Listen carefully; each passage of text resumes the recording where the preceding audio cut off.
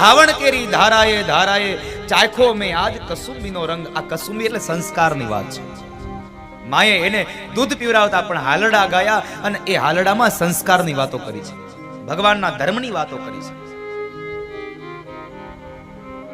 આજ મને કહેવાનો અવસર મળ્યો એટલે કહું, બાળકને સંસ્કારનું સિંચન માં કરે છે. તમારે જો ધ્રુવ જેવું બાળક જોઈતો હોય તો એક વાત યાદ રાખજો, પોતાની જાતને સુનીતિ બનાવવી પડશે. સુનીતિ નહીં હોય તો ધ્રુવ નહીં જન્મે કોઈ દિવસ. બહુ સીધી વાત છે કે અવેડામાં કુવામાં હશે ને તો અવેડામાં આવશે. આ બહુ તમારી ભાષા. કુવામાં હોય તો અવેડામાં આવે, માની અંદર સંસ્કાર હોય તો દીકરામાં આવે, બાકી સંસ્કાર ના આવે.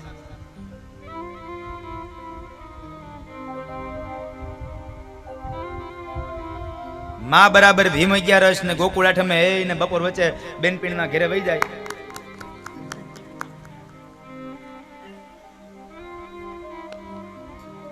તો પછી દીકરો ફાર્મ હાઉસમાં વયો જાય, એમાં કઈ નવાય નથી સાહેબ. સાચું બોલજો, આમાં ભીમ 11 ની કેટલે લોકો રાહ જુઓ છો?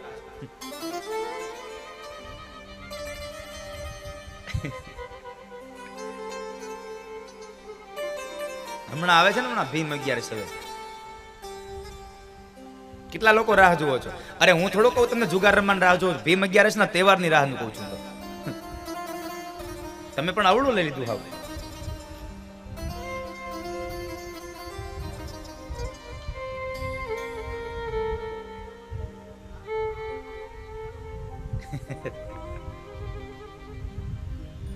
ક્યાંક ક્યાંય આપણે છે, હા આપણે ક્યાંક ક્યાંક હજી પડ્યું છે, મેં જોયું છે. સાવ નથી એવું નહીં. એક છોકરાને એની માએ ભણવા બેહાડ્યો. તમને કહું આ સંસ્કારની વાત. મામા સંસ્કાર હોય ને માની અંદર તો જ દીકરામાં આવે. હવે ધ્યાન રાખજો, છોકરાને ભણવા બેહાડ્યો, છોકરો 1 દી 2 દી ગયો, 8 દી થયા એટલે છોકરાને માં એની લેસન કરવા બેહાડે, પાટી પેન માગે, પાટી આપે, પેન નો આપે. 3-4 દિવસ પેન નો આપ્યા એટલે માં વિચારમાં કરી, આ રોજ પેન ખોઈને આવતું હશે. એકવાર ખબર પડી ગઈ આ પેન ખોઈ ન આવતો, ખાઈને આવે છે. આ પેન ખાઈ જાય છે, આ વતરાણાને ખાઈ જાય છે.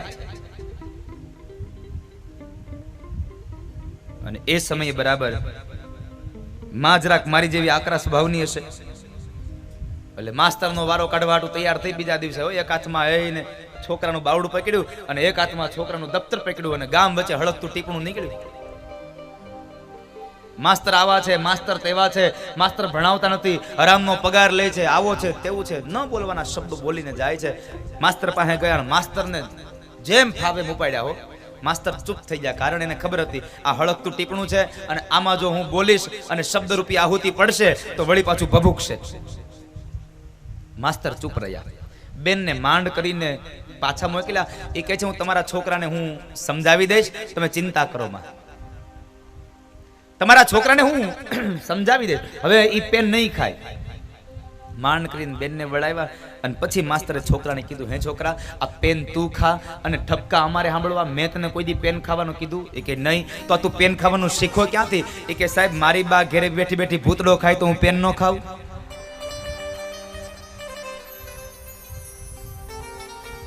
જેની માં ભૂતડા ખાય એના દીકરા પેન ખાય. મારો કહેવાનો ભાવાર્થ હાસ્યની સાથે છે કે જ્યાં સુધી તમારા અંદર સંસ્કાર નહીં હોય ત્યાં સુધી દીકરાઓમાં સંસ્કારની અપેક્ષા ન રાખવી. તમારા દીકરાઓમાં સંસ્કાર આવશે.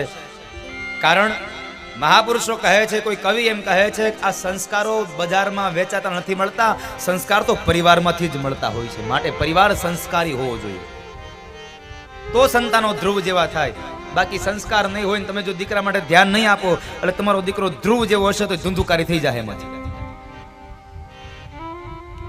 સંસ્કારની સાથે તમારી છરા એના ઉપર તમારી નજર પણ હોવી જોઈએ સાહેબ. આપણો બાળક છે, એને ખાવું, પીવું, હરવું, ફરવું, ઓઢવું, સુખ સાહેબી નહીં, એને તમે આપી દો, મારી ના નથી. એને સ્વતંત્રતા આપો, પણ એક વાત યાદ રાખજો, તમારી આપેલી સ્વતંત્રતા સ્વચ્છંદતામાં બદલાઈ ન જાય. આનું ધ્યાન રાખજો. તમારી આપેલી સ્વતંત્રતા સ્વચ્છંદતામાં ન બદલાવી જોઈએ. પણ થાય છે એવું કે અત્યારે આપેલી સ્વતંત્રતા હવે બાળકો સ્વચ્છંદતામાં અનુભવે છે, એને પરિણમે છે.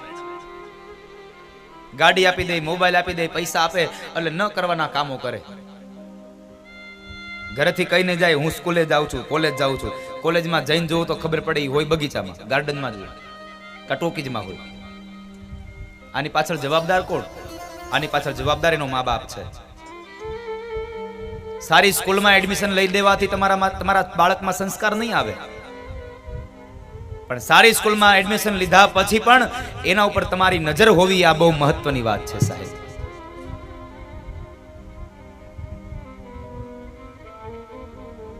સ્વતંત્રતાની વાત છે. સ્વતંત્રતા આપો, મારી કોઈ ના નથી. અત્યારના સમય પ્રમાણે ખૂબ આનંદ કરાવો, પણ એ સ્વતંત્રતા સ્વચ્છંદતામાં બદલાઈ ન જાય ને એટલી પણ ધ્યાન રાખજો.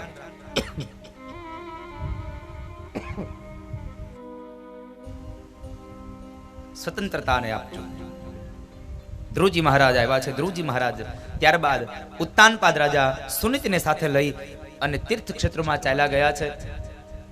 ધ્રુવજી મહારાજ રાજ કરે છે.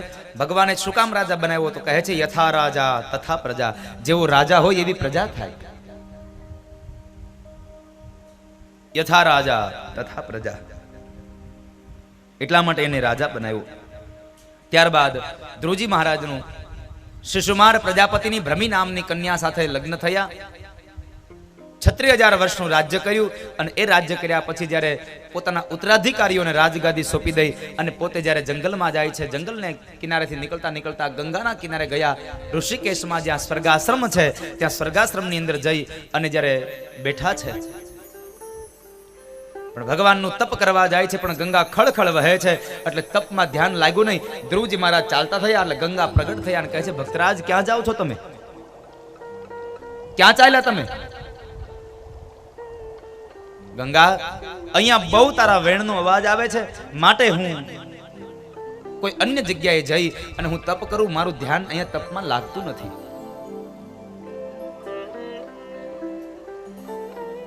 ગંગાજી કહે છે ભક્તરાજ, તમારા જેવો ભગવાનનો ભક્ત જો મારો કિનારો છોડીને જાય ને તો મારું મહાત્મય ઘટી જાય. માટે એક કામ કરો, તમારે કિનારો છોડીને જવાની જરૂર નથી. હું જ મારા વેણને શાંત કરી દઉં છું. અને એ સમયે ગંગાજી એકદમ શાંત થયા. ભક્તરાજ ધ્રુવજી મહારાજ ત્યાં બેઠા છે.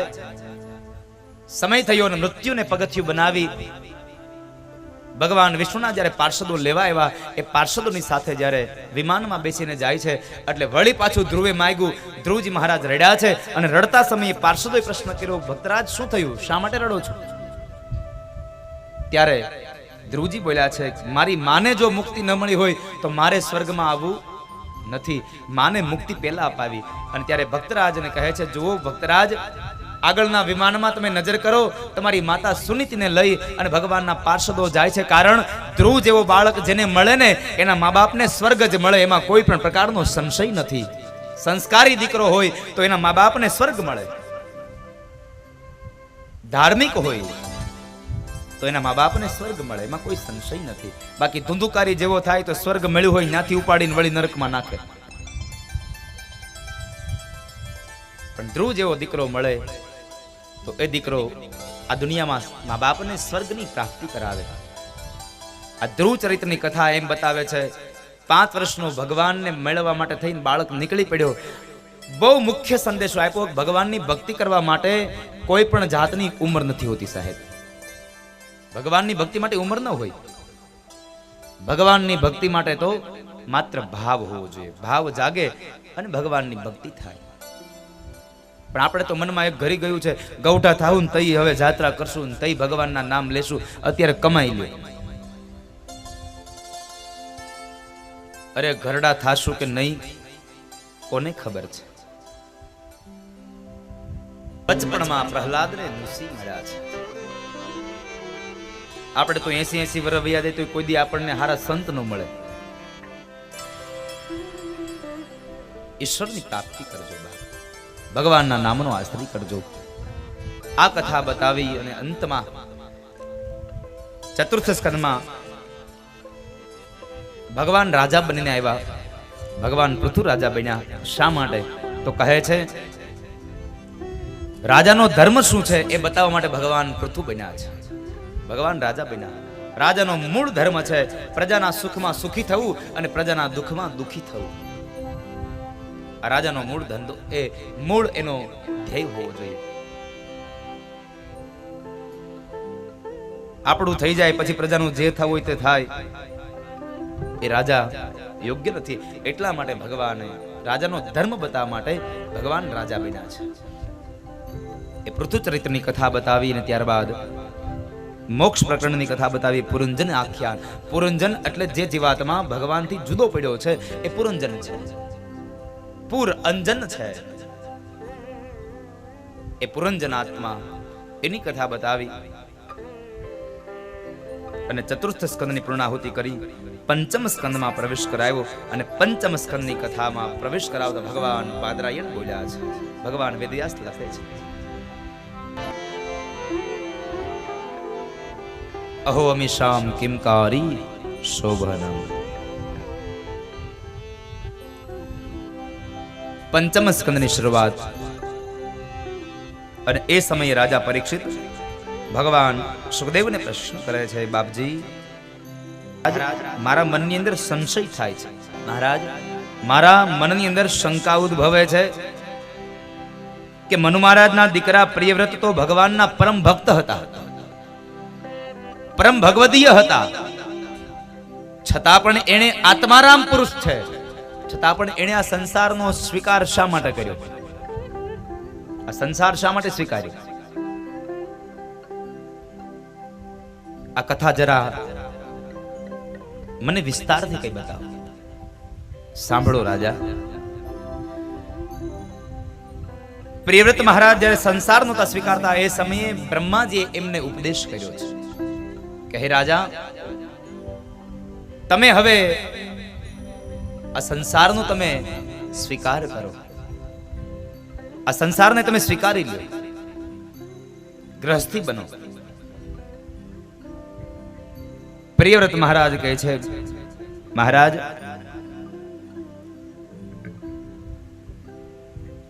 ગ્રહસ્થાશ્રમ તો એક કિલ્લો છે, એક બંધન છે, મારે બંધન નથી જોઈતું.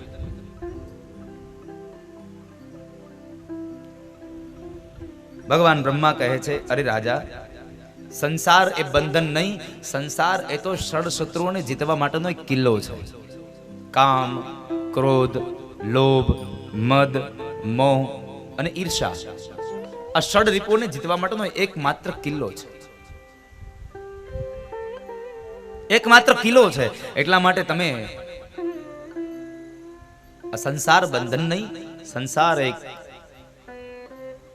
ષડ શત્રુને જીતવા માટેનો કિલ્લો છે, માટે તમે સંસારનો સ્વીકાર કરો. અરે તમે નજર તો કરો, આ દુનિયામાં મોટા મોટા ઋષિ મુનિઓ પણ સંસારી હતા. ગૌતમ, કરદમ, કશ્યપ, અત્રિ, આ બધા મહાપુરુષો મહાઋષિઓ છે, છતાં પણ એ સંસારી હતા. અરે એની ક્યાં કરો છો? કબીર મહારાજ સ્વયં ઘરમાં રહીને જેને ભગવાનને ભજ્યા છે એ કબીર પણ સંસારી હતા. કબીર પણ સંસારી છે.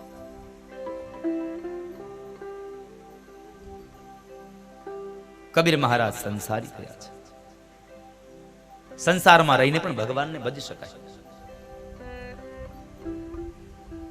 સંસારને છોડી અને કદાચ ભગવાન નહીં મળે, પણ ઘરમાં રહીને પણ જો સંસાર છૂટી જાય તો ભગવાન મળી જાય. મેં ગઈકાલે એક વાત કરી હતી, ખબર છે? રાજા ભરતુહરીની 92 લાખ માળોનો ધણી રાજા ભરતુહરી છોડીને વયો ગયો. ખાલી ઘર મૂક્યું, મનમાંથી ઘર ન ગયું. મનમાં ઘર કરી ગયું સાહેબ, ઘર ન ગયું. આ સંસારી જીવડો. પ્રિયવ્રત મહારાજને સમજાવ્યા એટલે પ્રિયવ્રત મહારાજે બ્રહ્માના કહેવાથી લગ્ન કર્યા. અને એ સંસારની અંદર, એ દાંપત્ય જીવનની અંદર એમને 10 દીકરાઓ થયા છે. એમાં 3 દીકરાઓ વિરક્ત રહ્યા, જેને સંસારનો સ્વીકાર ન કર્યો. 3 દીકરાઓ વિરક્ત રહ્યા. અને ત્યારબાદ 7 જે દીકરાઓ છે એને એક એક દીપનું રાજ્ય આપ્યું છે. એમાં જંબુદીપના રાજા આગ્નિદ્ધ થયા. આગ્નિદ્ધ ત્યાં પૂર્વચિતિ નામની અપ્સરાથી નાભી નામનો દીકરો થયો અને એ નાભીના લગ્ન મેરુની દીકરી મેરુપુત્રી સાથે થયા અને એમણે ભગવાનનું યજન કર્યું અને યજન દ્વારા એમને ત્યાં સ્વયં ભગવાન સાક્ષાત ઋષભદેવજી મહારાજ પધાર્યા. બોલીએ ઋષભદેવજી મહારાજ કી. ઋષભદેવજી મહારાજને પ્રાગટ્ય થયું. આ ઋષભદેવજી મહારાજે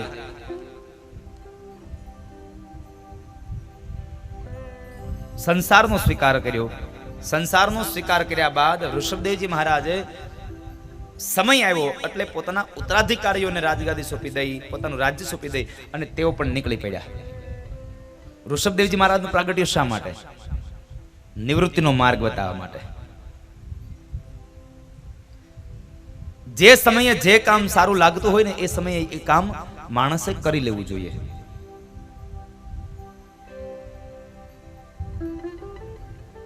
જે સમયમાં જે કામ શોભે એ કામ કરાય.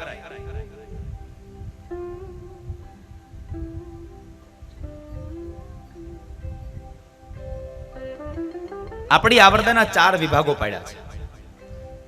આપણી આવરદા મનુષ્યને કેટલા વર્ષની આવરદા છે? 100 વર્ષની. આ 100 વર્ષની 4 ભાગ પાડ્યા છે. ચાર પ્રકારમાં ડિવાઈડ કર્યા. 25 વર્ષના 4 વિભાગો પાડ્યા.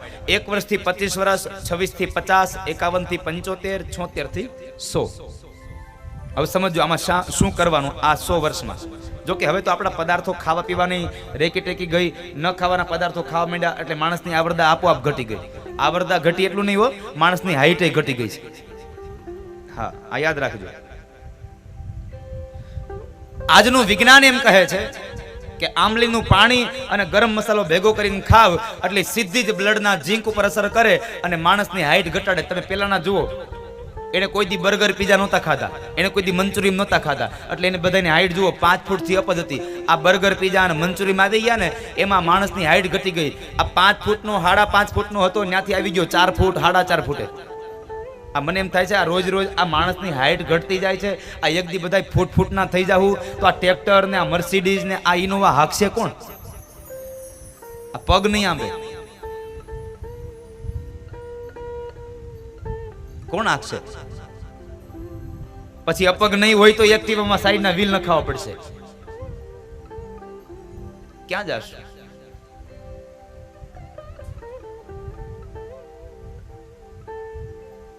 ન ખાવાના પદાર્થો ખાધા. ને પાણીપુરી વાળાની લારીએ જઈને શાકભાજી લેવા જઈને એટલે શાકભાજી પછી દેખાય, પેલા ઓલો ભાઈઓ દેખાય.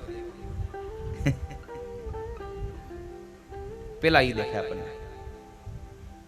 હાલ ને 5 રૂપિયા ખાઈ લઉં પછી શાક લઉં એટલે હરખું ગોતવાની મજા આવે. શાક ઓલું પાણીપુરીનો ટેસ્ટ હોય ને.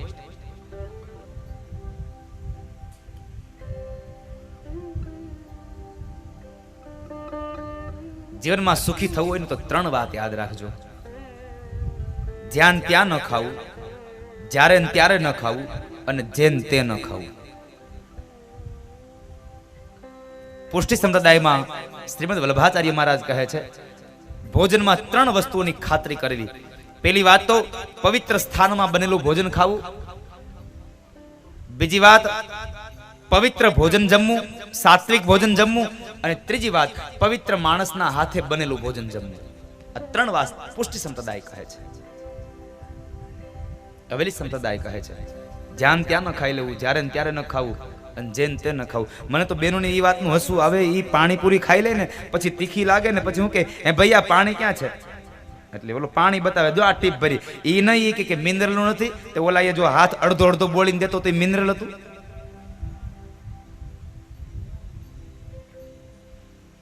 એ ખાતા જાય ને વળી પાછા કહેતા જાય એ ભાઈ બડી બડી મોટી મોટી પૂરી દેના. ઘડી કી હિન્દી પાછી થઈ જાય.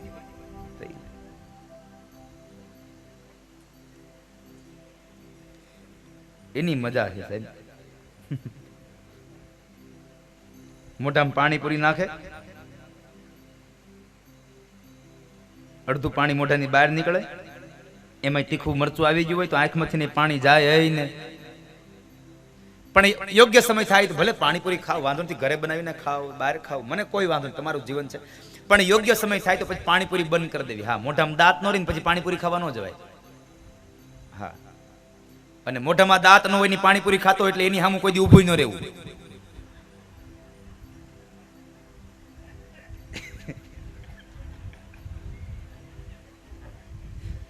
અનુભવ કરો તો એકવાર, મોઢામાં દાંત ન હોય ને પાણીપુરી ખાવા જાય, આમ દબાવો, સીધી પિચકારી માથે. એટલે યથાયોગ્ય સમય પાણીપુરી મૂકી દેવી. પાણીપુરી નહીં સાહેબ, બધી વસ્તુનો યથાયોગ્ય સમય જ એનો ઉપયોગ થાય તો સારી લાગે.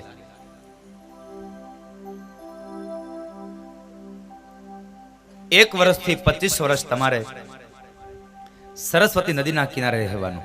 4 નદીઓ બતાવી છે, યાદ રાખજો. 4 અવસ્થા, 4 નદીઓ અને 4 તમારા પ્રકાર બતાવ્યા, 4 પહાડો બતાવ્યા છે. પહેલી વાત, 1 વર્ષથી 25 વર્ષ તમારે સરસ્વતી નદીના કિનારે રહેવાનું. 25 વર્ષ સુધીમાં જેટલું ભણવું હોય એટલું ભણી લેવાય, પછી 50 વર્ષ સુધી ભણવા ન બેહાય. એ તો સરકાર તો ચાલુ કરે, એની બિચારાની ઈચ્છા હતી કે આ જગતનો તમામ જીવાતમાં ભણે, એટલે એને ચાલુ કર્યું હતું પ્રૌઢ શિક્ષણ. સવારે દીકરાનો દીકરો ભણવા જાય અને સાંજે દાદા ઉપડે. પછી પાકા ઘડે કોઈ દી કાંઠા ચડે નહીં. ભણવું જ હોય તો લઘુ વયમાં, એટલે નાની ઉંમરમાં ભણી લેવાય. એટલે 7મા ધોરણમાં પ્રાથમિક શાળામાં કવિતા આવતી,